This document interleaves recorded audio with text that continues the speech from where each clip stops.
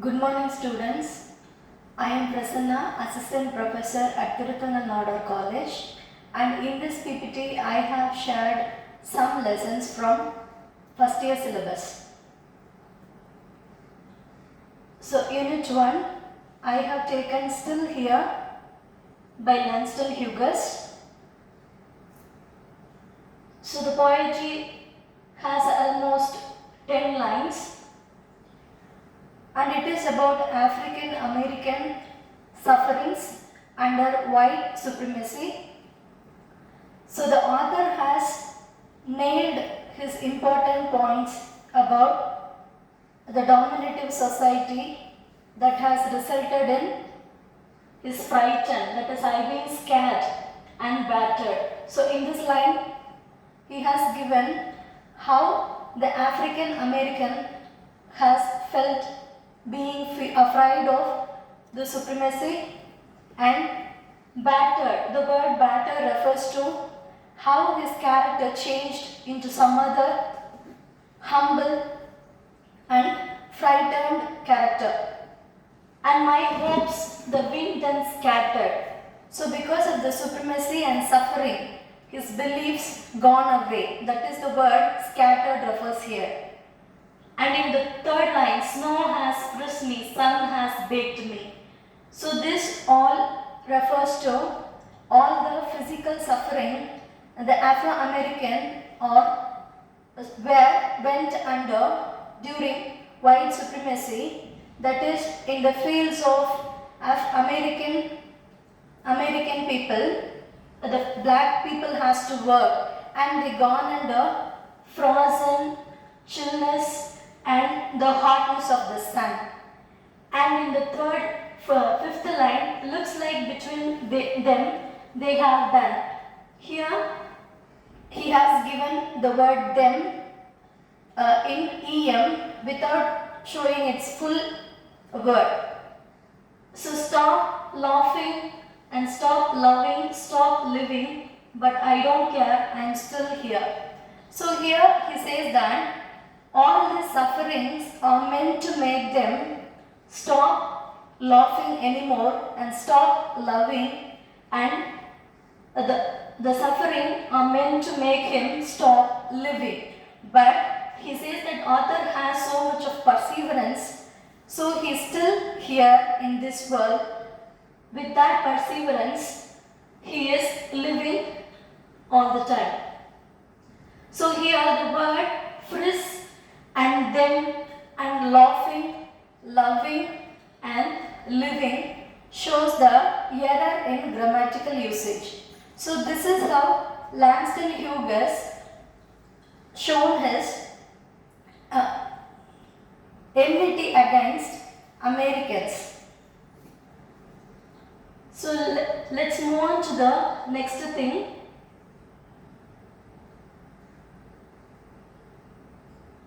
Unit 2, it is the famous poetry, The Road Not Taken by Robert Frost. So the poetry is about options. So the narrator is walking through a road. For example, two roads diverge in a yellow wood. So he is walking through a road that diverged near a yellow tree. And sorry, I could not travel both. So he could not travel on both the roads. So he has to make some option at that time. He has to choose one option. And be one traveler, long I stood and looked down one as far as I could to where it bent in the undergrowth. So at that time, because he has two options, the author has to stand and think of how to choose the best one. Then took the other as just as fair and having perhaps the better climb, because it was grassy and wanted wear, though as for that the passing there had warned them really about the same. So both the roads are different. One is used by so many people and the other one is not that much, not used that much, that is grassy. So he has to make an option. And both that morning equally lay in leaves, no step had trodden black. Oh, I kept the first for another day, I yet knowing how way leads on to way, I doubted if I should ever come back. So this road leads to his destination, and he may not come once again, and he may sometimes he may come again to that same place, but now he has to choose one particular and specific road. I shall be telling this with a sigh. Somewhere ages and ages hence, two roads diverged in a wood, and I took the one less travelled by, and that has made all the difference. So at the end of the poetry, the author says that he has taken the less travelled as his option, and that make his life entirely different from others. So that made all the difference. That is the meaning of the final lines. So made all the difference means he is different from others because he has selected something different from others. That is an unused part.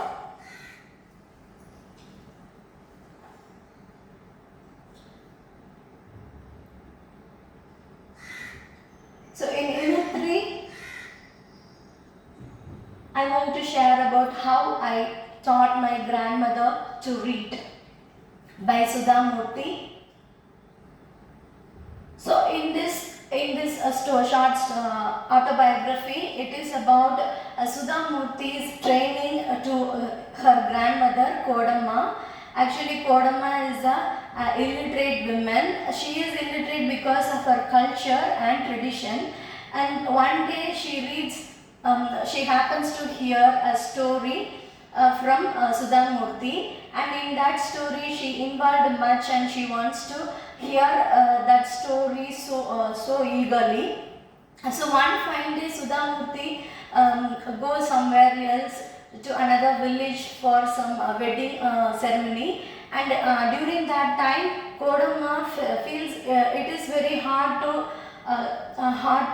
wait for the story, so she wants to learn Kannada, and so she approaches Sudha Murthy to learn that language, and finally she learns that language by the guidance of Sudha Murthy, and the story ends like this.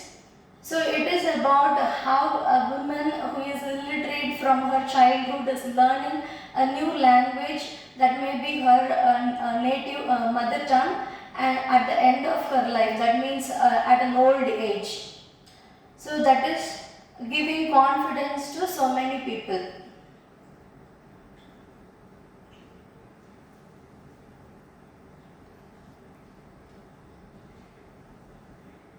So in Unit 4, I have given tenses. So we have three types of tenses: past tense, present tense and future tense. In past tense, it is about event or action that has already happened. Whatever action that is already finished comes under past tense.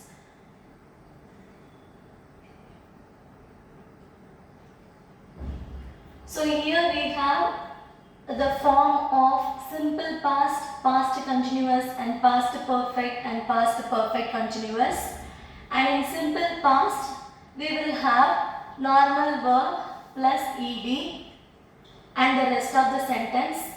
And in past continuous, we will have a was or were plus main verb plus ing. And in past perfect, as usual, helping verb for perfect sentence have, has or had. It may be according to the tense. Because it is past tense, we have had and the past participle of the verb and the rest of the sentence. And in past perfect continuous, we should have had plus been plus verb plus ing. So this is the form of all the past tense. So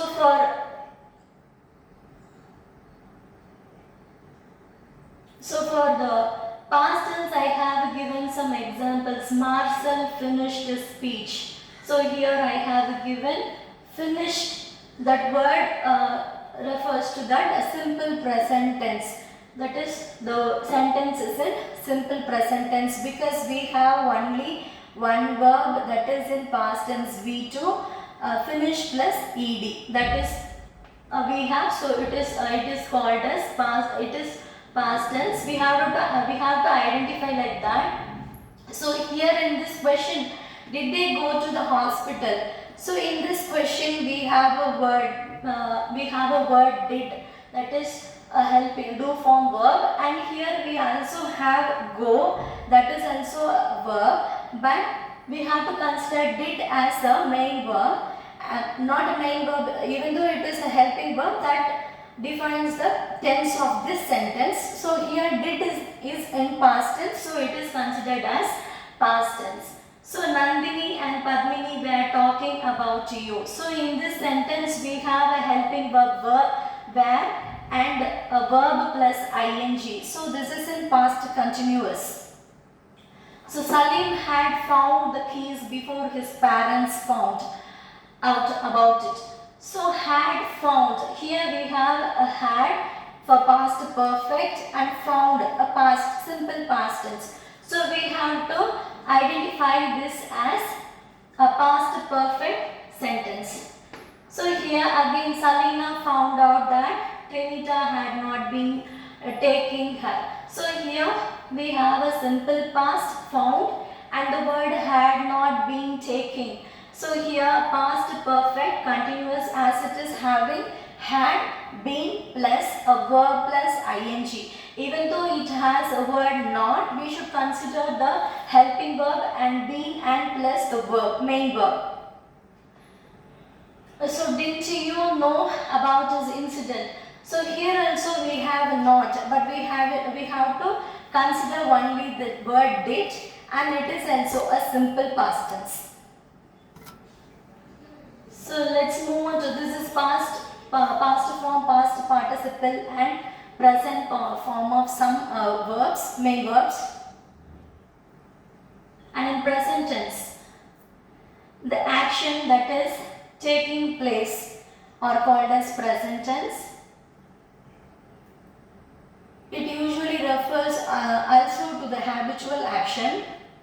So here we have simple present tense, that is subject verb in the basic form, and present continuous, that is subject plus helping verb, present helping verbs, and main verb plus ing, and in present perfect tense, in that we have a helping verb, that perfect helping verb have or has, with that the past form, and then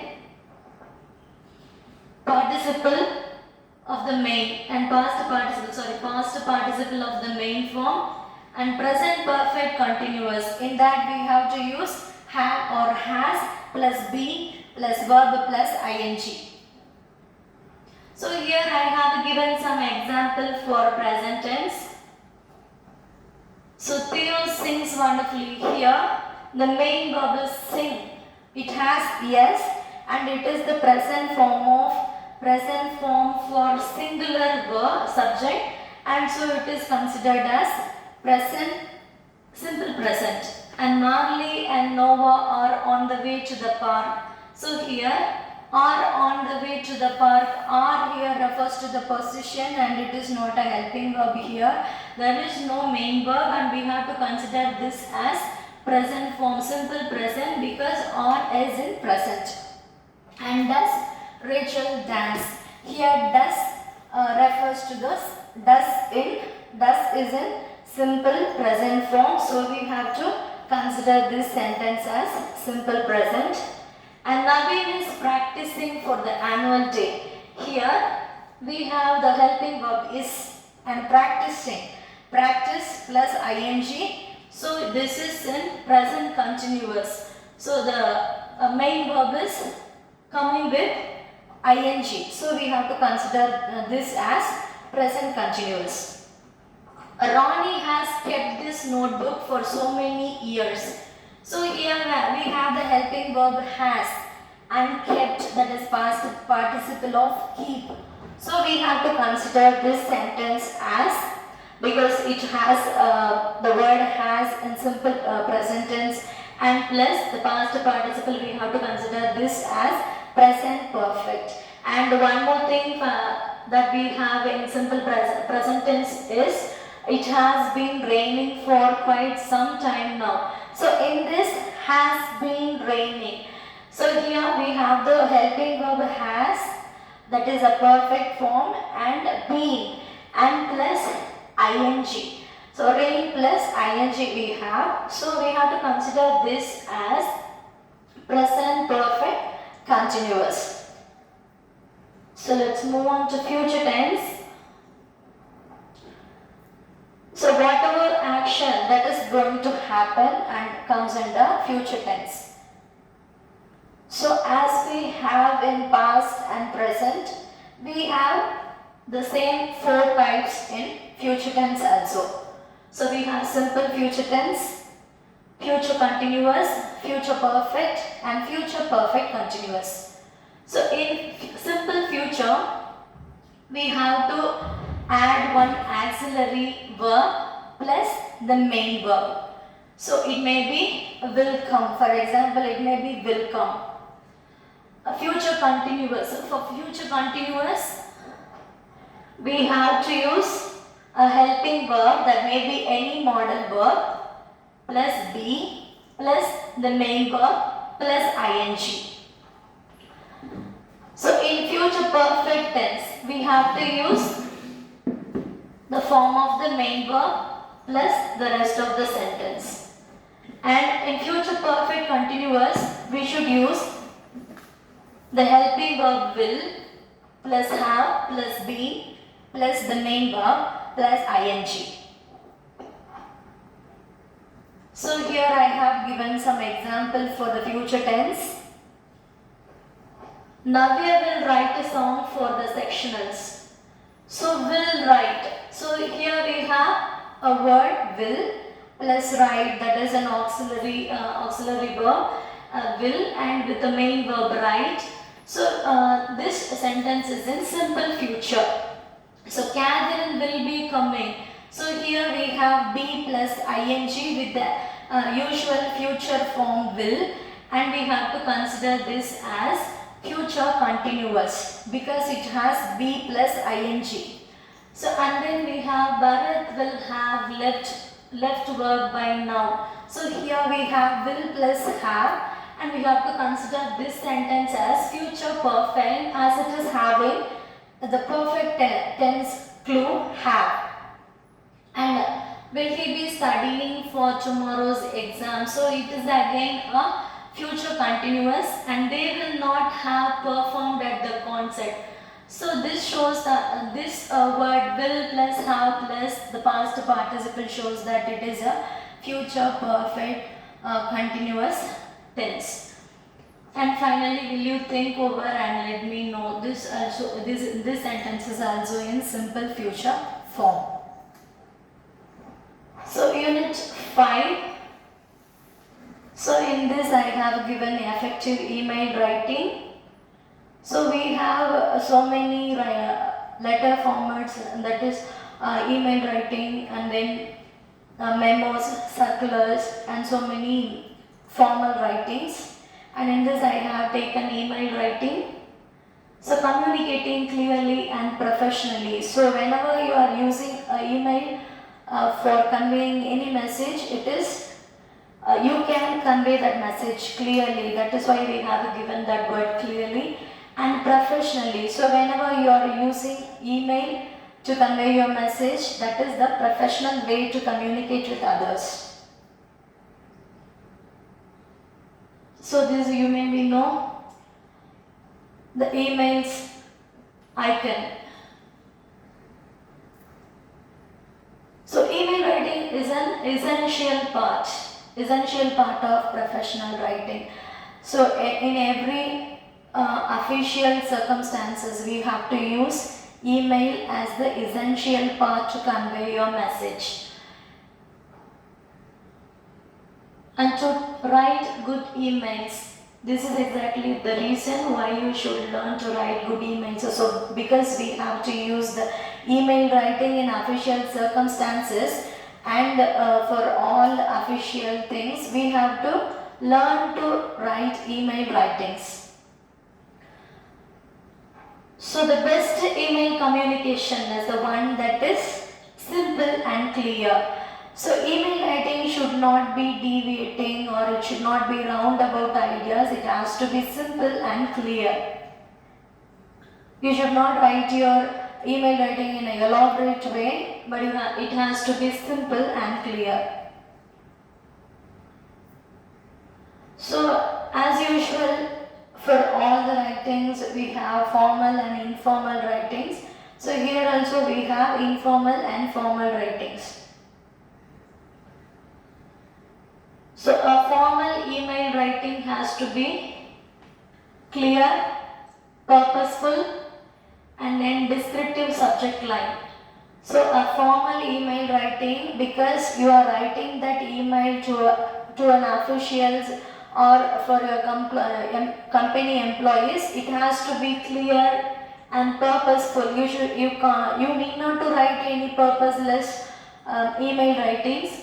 So it has to be clear, purposeful, and the subject has to be clear, and when the reader reads that subject, he has to know the entire email writing. That is, he has to guess the entire email writing.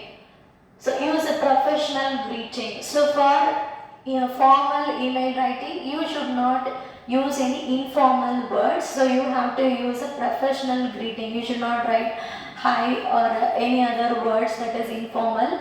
Instead, you have to use respected sir, so such words. Make it readable with the sections, bulleted list, and concise paragraphs. So you have to, if you have any sections in that, you have to make that clear, and if you have any list you are putting inside the email writing, you have to put in bulleted list, and in concise paragraphs. The paragraphs has to be smaller, it has to be clear, and the reader has to read it without any confusions. So importance of email writing.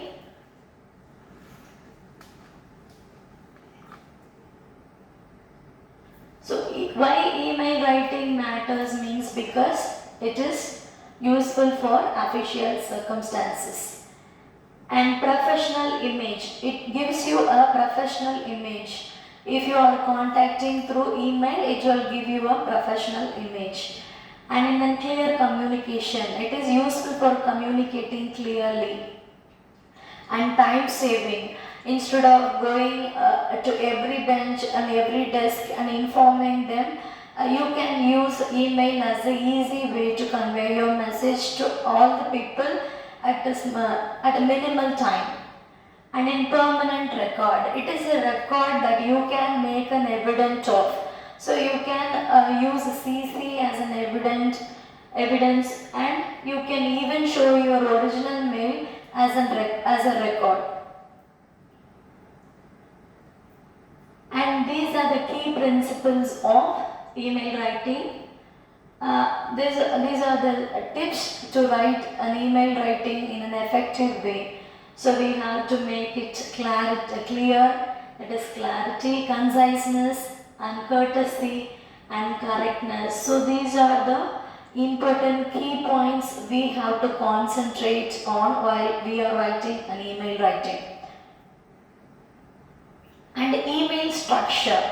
So you have to, because you are having email writing as a question in your syllabus, you have to get to know about these things. For email structure, you have to know that you should write all these things. So it may be according to the evaluator, you get marks for all these things. And sender's mail ID, that is the important thing. So in that you have to put your mail ID. and recipient's mail ID. The recipient mail ID is maybe your friend or an employee, maybe some other person. And subject line, that has to be in short, and it has to give the entire content is about, what the entire content is about. And salutation, it is respected sir or hi or any type of salutation. It is according to the email writing you are writing. If you are writing in a formal way, you have to use respected sir, like that. And if you are writing it to your relation or your friend, you have to, you can use hi, hello and dear and so on. So body, that is content of the email writing. That is in that you have to give your main content that you want to discuss with others, that is you want to convey with others.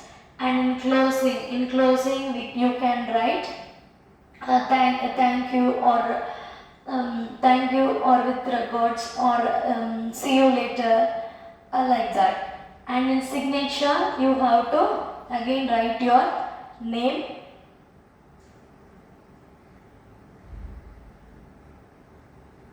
and for formal email writing you should use formal tone. This is tone and language. And in formal email writing you should use formal tone, that is you should not use any informal words, because you are using that email writing to convey your message to your colleagues or maybe the employees with you. So the next thing, clear language. The email writing has to be in clear language. And avoid jargon. You should not use any repetition or unusual and unimportant words. Maybe colloquial words also. And be concise. It has to be smaller, that is brief, and it has to be clear.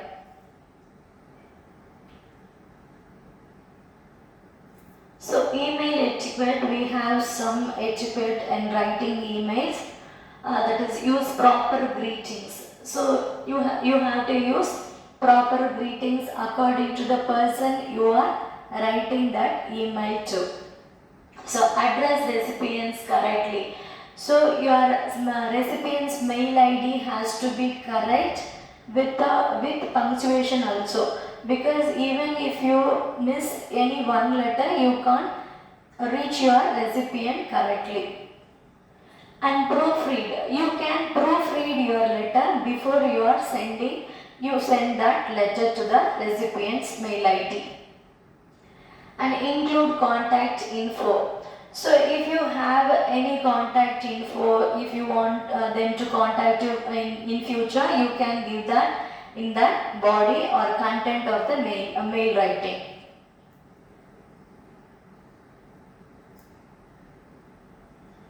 So here we have some grammatical errors that usually happens while writing email writings.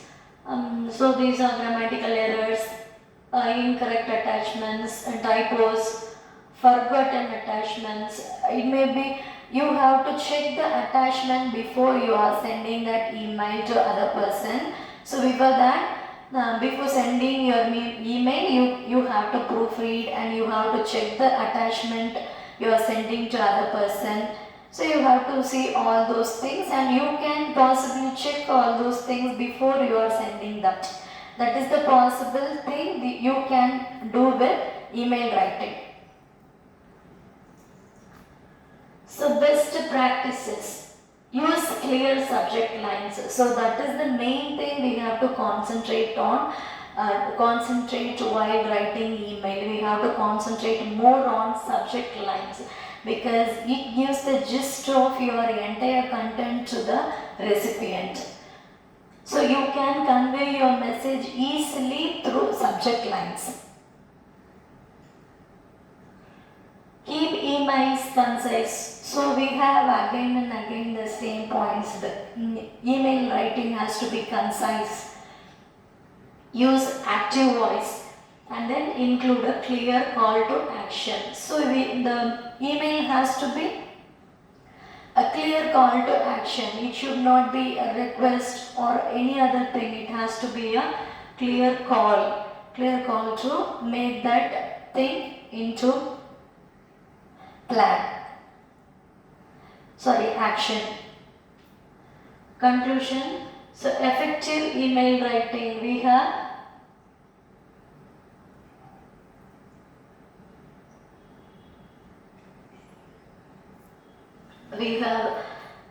effective email writing. So in that we have to write how we have to write the email writing in an effective way. That is, we have to make it concise and clear, and we have to write it with the formal and specific words. So even if you are writing a letter, the words has to be specific, and that makes the plan to come into action. So the next thing, key takeaways, call to action, and then improve their email writing skills, and so on.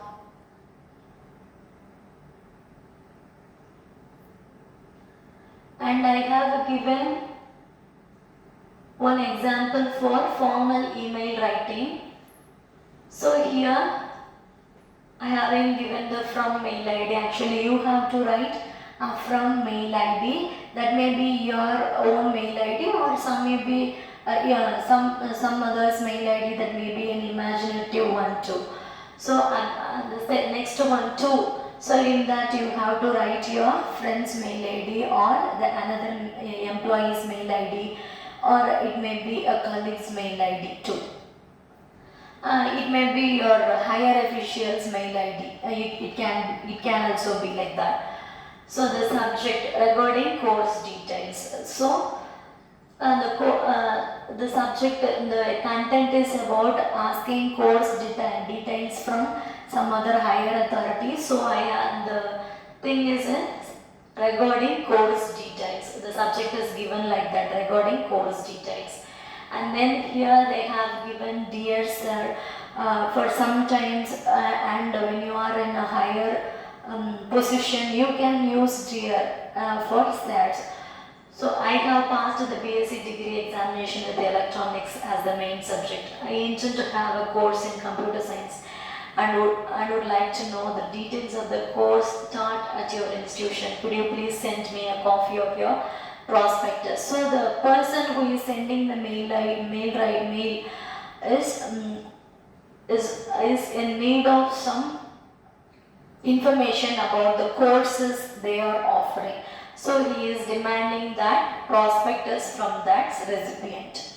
And at the end, yours faithfully plus the sender's name. It may be you are writing that mail writing, you can give your name, and if you are writing that mail with some other name, you can write that name also here. So here you have to write the sender's name, whatever it may be. Your writings may be your friend's name in senders too, but this has to be the sender's name, the one who is sending that email writing to some other person. So here I have given another email writing, meet the new customer service representative, dear team. So it is an email writing to a team. This is actually introducing a new employee to a team. So here sender's mail ID has to be there, and below that I have given two recipients' mail ID, and subject I have given the gist of the content, meet the new customer service representative, and dear team, because it is a team. The sender is sending this email to a team. So here we have this word, dear team, and I am pleased to introduce you to the particular person's name, and who is starting today as our customer service representative. She will be providing technical support and assistance to our users and make sure they enjoy the best experience with our products. So here we have the closure. This is the correct example of a closure. Feel free to greet in person and congratulate her on the congratulate her on the informal email writing. So here I have given an example for informal email writing. So email, as usual, you have to write sender's mail ID and to mail ID, that is recipient's mail ID. The mail ID you might be knowing that email address of a particular person. For example, sasireka123@gmail.com. So it should not be the same. You have to write a different mail ID for the sender and different mail ID for the two. That is recipient's mail ID. And in the subject, here they have given congratulations. So you need not to skip with the single word. You can also add so many words here. It cannot exceed more than one line. That is the basic etiquette. And here we have dear plus your name, that particular person's name, that is recipient's name, and my heartfelt congratulations to you, etc., etc. We have in this example. Convey my regards to uncle and auntie and grandpa. So this is the example of a closure in informal writing. So for informal writing, you can also use hi or hello, hi uncle, hello, so etc. You can use as your choice. So here we are closing the letter by regards with your name. So here you have to write your name. So conclusion. So I want to conclude this email writing with this. You use professional emails for many aspects of your professional life. From communicating with your manager to reaching out to a potential employer, networking, contact, or anyone connected to your work.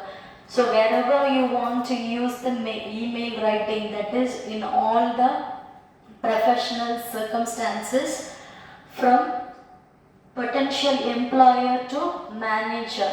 So you can use email writing all through your professional life. So get to know about email writing and use it in a fine way.